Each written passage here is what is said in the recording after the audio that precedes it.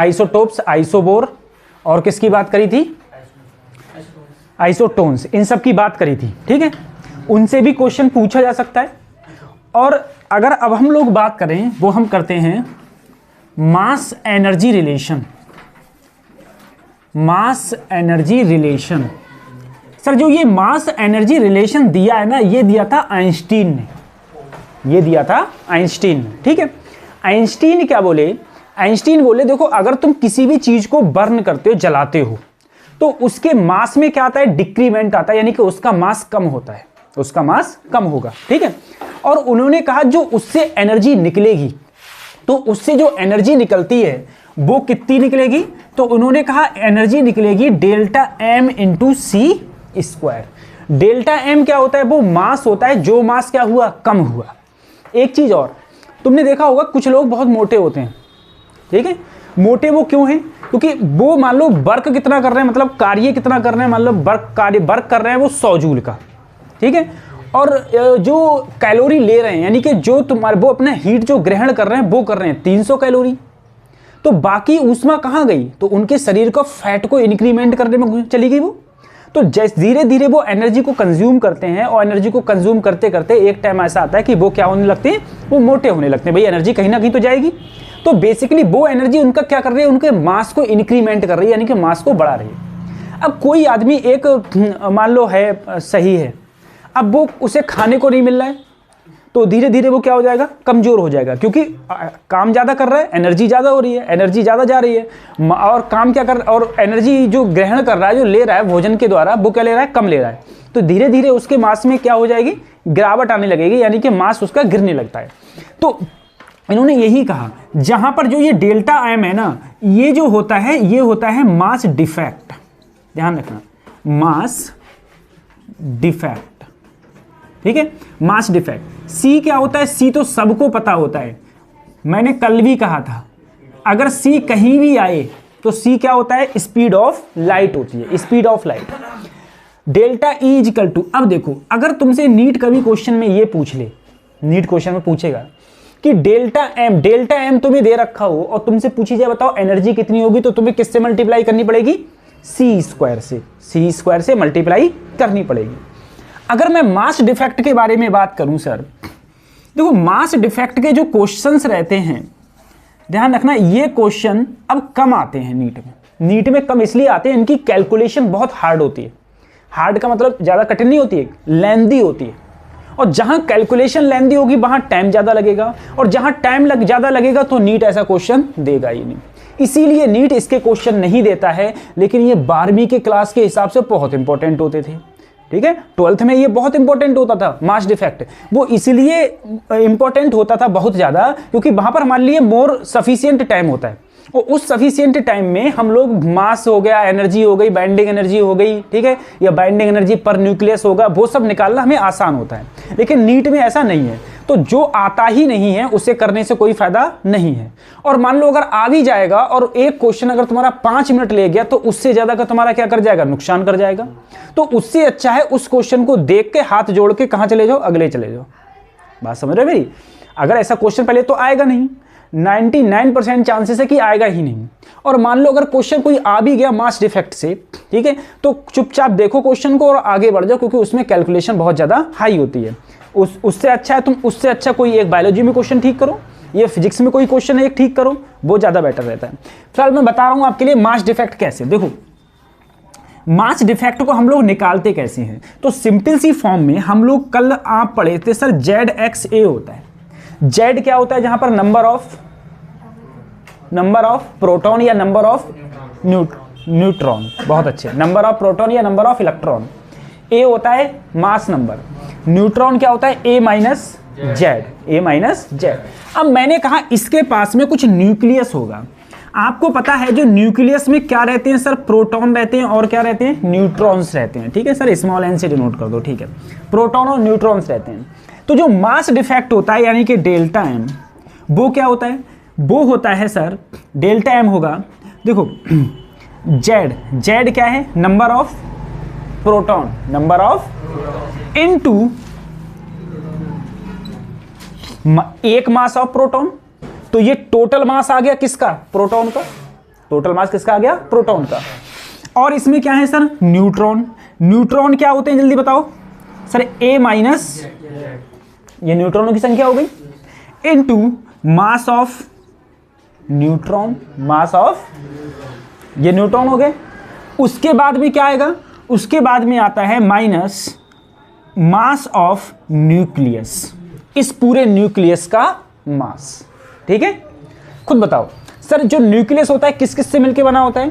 Proton और, तो proton का टोटल प्रोटॉनों का मास ये हो गया, टोटल न्यूट्रॉनों का मास ये हो गया। अरे ये संख्या हो गई, इससे गुणा कर दी, संख्या वो हो गई। ये क्या है? न्यूक्लियस का मास। अगर यहां पर मैं सब्ट्रैक्ट कर दूं तो जो मेरी वैल्यू आएगी वो मेरा क्या आएगा बच्चों? Mass defect. याद कर लेना है, वो क्या आएगा? मास डिफेक्ट, सिंपल से फॉर्म में। ठीक है, मास डिफेक्ट आएगा। मास डिफेक्ट तक तुमसे निकालने को पूछा जा सकता है। मान लो तुम्हें ये दे दिया, ये दे दिया और तुमसे पूछ ले, ऐसे पूछ सकता है। ठीक है, ये भी ये आएगा। तो जो लास्ट के 15 क्वेश्चन होते हैं, 15 में से 30 करने होते हैं, उसमें से क्वेश्चन ही आता है। ठीक, उसके बाद में अगले बढ़ते हैं। सर अगर तुमसे एनर्जी पूछी जाए, देखो मास डिफेक्ट ये है, तुमसे क्या पूछी जाए? Binding energy. क्या पूछी जाए? Binding energy. मास डिफेक्ट के बाद में अगर तुमसे एनर्जी पूछी जाए, जिसे हम बोलते हैं बाइंडिंग एनर्जी, तो ध्यान रखना जो एनर्जी हो जाएगी वो हो जाएगी डेल्टा एम इंटू सी स्क्वायर। ठीक है, डेल्टा एम इंटू सी स्क्वायर। अब क्वेश्चन कैसे कहेगा? क्वेश्चन में तुम्हें डेल्टा एम दे रखा होगा, डेल्टा एम दे रखा होगा। उसने कह दिया कि बताओ मास डिफेक्ट तुम्हारा 1.6 इंटू 10 की पावर -27 kg दे दिया डेल्टा एम। अब तुमसे क्या पूछा? बताओ एनर्जी कितनी रिलीज होगी? तो डेल्टा एम की किससे मल्टीप्लाई कर दो? सी स्क्वायर से। सी स्क्वायर से मल्टीप्लाई कर दो तो क्या आ जाएगी? तुम्हारी एनर्जी आ जाएगी। तो क्या आ जाएगी? एनर्जी। अब देखो सर जी, ये बाइंडिंग एनर्जी में दो तरीके की बातें होती हैं। पहली बात ये होती है बाइंडिंग एनर्जी की, अगर मैं बात करी जाए बाइंडिंग एनर्जी में, कि सर एक होता है, एक चीज आपको और याद रखनी है, AMU। AMU का मतलब क्या होता है सर? Atomic mass unit. बच्चे को पता होता है हर किसी को। ठीक है सर, AMU है क्या? AMU मास को नापने की एक क्या है? यूनिट। मास को नापने की क्या है? यूनिट होता है। ठीक है, AMU मास को नापने की यूनिट होती है। इसका डायमेंशन क्या होता है? M। डायमेंशन क्या है भाई? मास का क्या होता है? M ही तो होता है, तो इसका भी क्या होगा? M। सर जी कैसे? अरे कुंटल नापते हो तुम, 4 कुंटल, तो क्या 4 कुंटल का मतलब क्या हो गया? 400 किलोग्राम। 400, तो कुंटल एक राशि है, किसका मेजरमेंट है? वो मास का है, मास का मेजरमेंट है। ऐसे ये छोटे मास का मेजरमेंट है। एक AMU किसके बराबर होता है? 1.66 इंटू 10 की पावर -27 kg। बात समझ में आ रही है? अब मुझे बताओ, एक AMU अगर इसके बराबर है और एक मास ऑफ प्रोटॉन कितना होता है सर? मास ऑफ प्रोटॉन कितना होता है? तो 1.67, वहां 7 होता है, यहां पर क्या है? 6। यानी कि एक AMU लगभग किसके बराबर होता है? मास ऑफ प्रोटॉन के, मास ऑफ प्रोटॉन के। ठीक है, ये दिया हुआ होता है इसमें।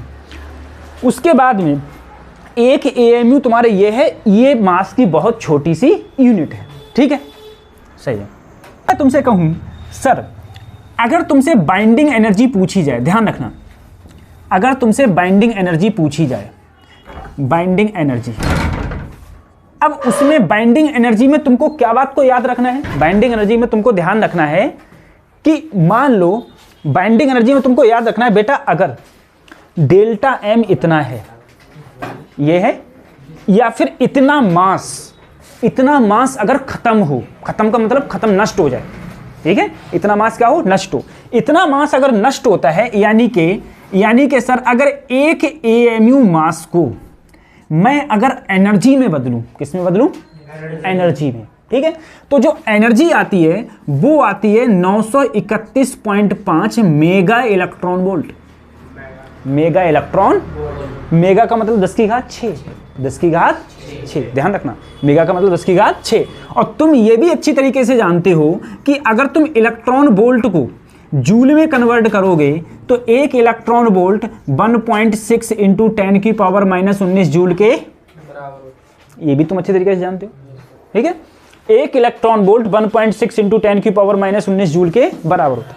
अब जरा देखना, अब देखो मैं तुम्हें दो तरीके बता रहा हूँ। देखो तुम्हारा जो मास डिफेक्ट है, मास डिफेक्ट है, ध्यान रखना। अगर मास डिफेक्ट बेटा केजी में है, किस में है? केजी में। अगर मास डिफेक्ट केजी में है तो तुम जो एनर्जी का फार्मूला लगाओगे वो डेल्टा एम सी स्क्वायर लगाओगे। डेल्टा एम क्या लगाओगे? सी स्क्वायर। ध्यान रखना डेल्टा एम किस में है? केजी में। तो डेल्टा एम सी स्क्वायर लगाओगे और जो आंसर आएगा वो किस में आएगा बच्चों? जूल में आएगा। सही है। लेकिन यदि डेल्टा एम तुम्हारा एएमयू में है, एएमयू में, ठीक है, चाहे एक एएमयू हुआ, 4 एएमयू हुआ, जो भी हो, तो तुमको जो एनर्जी होगी वो डेल्टा एम की गुणा किससे करना? 931.5 मेगा इलेक्ट्रॉन। सही है। जैसे तुम्हारा आया 1.5 एएमयू, तो 1.5 एएमयू की किससे गुणा करोगे? 931.5 मेगा इलेक्ट्रॉन। अब तुमसे क्वेश्चन में पूछा गया कि जो तुम्हारा ये है 2 इंटू 10⁻⁻30 kg। अब किससे मल्टीप्लाई करोगे? सी स्क्वायर से। अब यूनिट क्या आएगी? जूल। पहले यूनिट क्या आती? Mega electron volt. ठीक है। तो यहां पर जो एनर्जी आएगी वो किस में आएगी? एमईवी में। ठीक है। अब मान लो तुमको एमईवी को किस में कन्वर्ट करवाया? जूल में। तो मेगा की जगह क्या रखोगे बेटा? यहां पर जो कुछ है 10⁻6। ई की जगह क्या रखोगे? 1.6 इंटू 10⁻⁻19 और ये किस में कन्वर्ट हो जाएगा? पासन मारिए। और अगर तुम्हें जूल को किस में कन्वर्ट करना है? इलेक्ट्रॉन वोल्ट में। मेगा में नहीं, इलेक्ट्रॉन वोल्ट में। तो तुम्हें इससे क्या करना पड़ेगा? डिवाइड करना पड़ेगा। तब इससे हम लोग क्या करते हैं? हाँ, तब हम लोग इससे डिवाइड करते हैं। ठीक है, सही है। बाइंडिंग एनर्जी कितनी है? ठीक है। अगर बाइंडिंग एनर्जी में क्या था सर? अगर केजी में दिया हुआ है तो सी स्क्वायर से मल्टीप्लाई कर दो, आंसर मेरा जूल में आएगा। अगर एएमयू में दिया है तो 931.5 931.5 से मल्टीप्लाई कर दो तो आंसर किस में आएगा? मेगा इलेक्ट्रॉन वोल्ट में आएगा। सीधा सवाल। सर अगर मैं बाइंडिंग एनर्जी पर न्यूक्लियंस पूछा जाए कि क्या होगी, तो जो फार्मूला होता है, देखो बाइंडिंग एनर्जी, जितनी भी बाइंडिंग एनर्जी है, ठीक है, अपॉन क्या होगा बच्चों? Mass number, upon mass number. ठीक है। अब जो भी तुम्हारी ईवी है वो है, और मास नंबर क्या होता है? ए होता है। ये होती है बाइंडिंग एनर्जी पर न्यूक्लियस। ठीक है।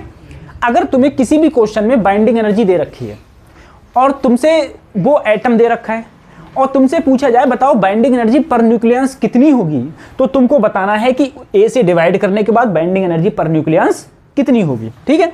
एक चीज ये। दूसरी चीज ये जो तुम्हें याद रखना है, काफी इंपॉर्टेंट है, वो ये है कि बाइंडिंग एनर्जी पर न्यूक्लियस जितनी ज्यादा होगी वो मटेरियल उतना ज्यादा स्टेबल होगा। ठीक है। जिस मटेरियल की या जिस भी एटम की जितनी बाइंडिंग एनर्जी पर न्यूक्लियस ज्यादा होगी वो क्या होगा? More stable. स्टेबल का मतलब क्या है? टूटेगा नहीं। स्टेबल का मतलब टूटे। जैसे आयरन है, आयरन एक प्रकार से क्या रहता है? स्टेबल रहता है। ठीक है। तो यही है। तो binding energy per nucleon is directly proportional to stable. ठीक है, यह स्टेबिलिटी। ठीक है। जितनी ज्यादा होगी वो कंपाउंड या वो मटेरियल उतना ज्यादा क्या होता है सर? स्टेबल होता है। वो उतना ज्यादा स्टेबल होगा। ठीक है।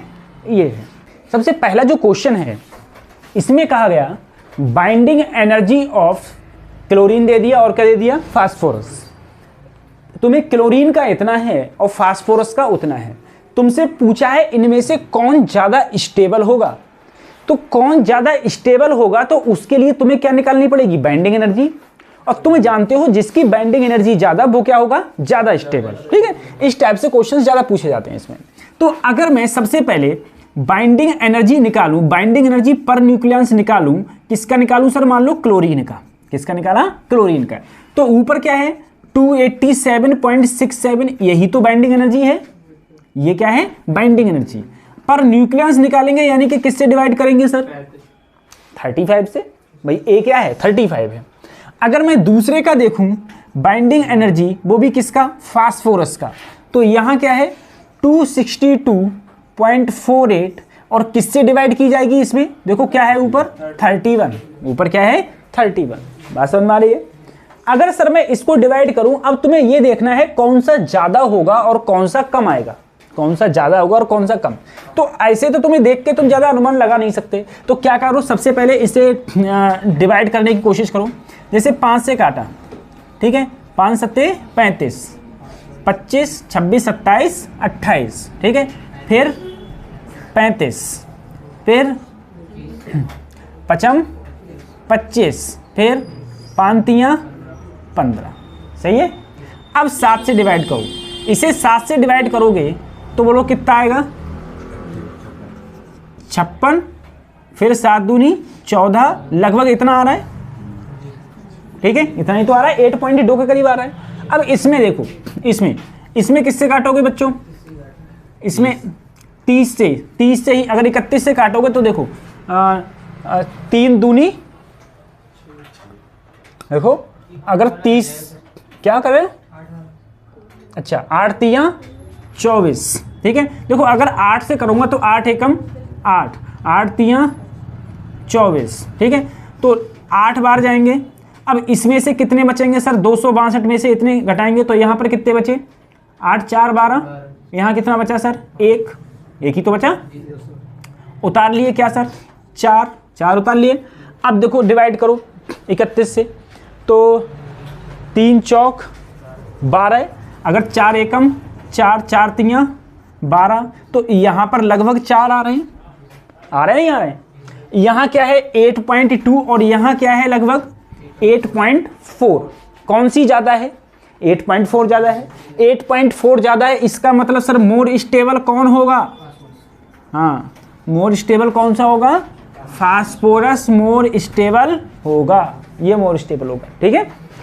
अब उसके बाद में अगर हम लोगों को नीचे बात करें, सर दूसरा क्वेश्चन कहा गया है इफ द बाइंडिंग एनर्जी पर न्यूक्लियस, किसकी, ड्यूट्रॉन की, क्या दिया है सर, बाइंडिंग एनर्जी पर न्यूक्लियस ड्यूट्रॉन की जो दी हुई है वो दी हुई है 1.115 मेगा इलेक्ट्रॉन। तुमसे पूछा है क्या, मास डिफेक्ट, क्या पूछा है, डेल्टा एम, क्या पूछा है, और किसके टर्म में पूछा है, एएमयू के टर्म में। तो सबसे पहले तुम्हें इसका फार्मूला पता होगा तभी तो बताओगे। वो देखो बाइंडिंग एनर्जी पर न्यूक्लियस का फार्मूला होता है बाइंडिंग एनर्जी अपॉन ए। सर जो ये वैल्यू दे रखी है 1.115, यहाँ पर क्या होगी बाइंडिंग एनर्जी। अब पता है ड्यूट्रॉन का ए कितना होता है, ये भी तो पता हो, ठीक है। ड्यूट्रॉन का ए कितना होता है बच्चों, 2, कितना होता है, 2 होता है, हाँ ए 2 होता है।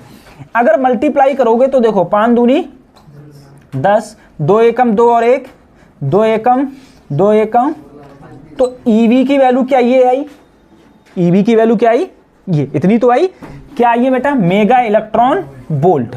अब तुमसे क्या पूछ रहा है, मास डिफेक्ट, तो तुम्हें पता है ईवी इक्वल टू क्या होता है, delta M into 931.5 mega electron volt, यही तो होता है, ठीक है। अगर मैं ईबी की जो वैल्यू लगाऊं यानी कि 2.23 मेगा इलेक्ट्रॉन वोल्ट और यहाँ पर delta M 931.5 mega electron volt से mega electron volt cancel out हो जाएगा, ठीक है। अगर तुम्हें डेल्टा एम निकालना है तो 2.23 की भाग किससे करो, 931.5 से, तो जो आंसर आएगा वो किस में आएगा बच्चों, एएमयू में, क्योंकि यहां पर मास किस में होता है, मास किस में होता है, एएमयू में, मास एएमयू में होता है, ठीक है। अब देखो इसको अगर हम लोग डिवाइड करें, इसको अगर हम डिवाइड करने की कोशिश करें, ठीक है, तो तुम्हें क्या करना है, देखो नीचे 4 ऑप्शन दिख रहे होंगे, तुमको इसे 900 मान लो और ऊपर क्या मान लो, 2, नीचे मान लो 900, ऊपर क्या मान लो 2। अगर तुम 900 को देखो, खुद देखो सर, अगर तुम 2 को 900 से डिवाइड करो, ठीक है, 900 से डिवाइड करो तो 9 से जब इस देखो 2 ऊपर गए तो 10 की घात कितना हो गया, -2। 9 को इससे काटोगे तो 9 दूनी 18, फिर 9 एकम 9, तो लगभग जो तुम्हारा आंसर रहेगा वो रहेगा 0.0021 AMU। बात समझ आ रही है।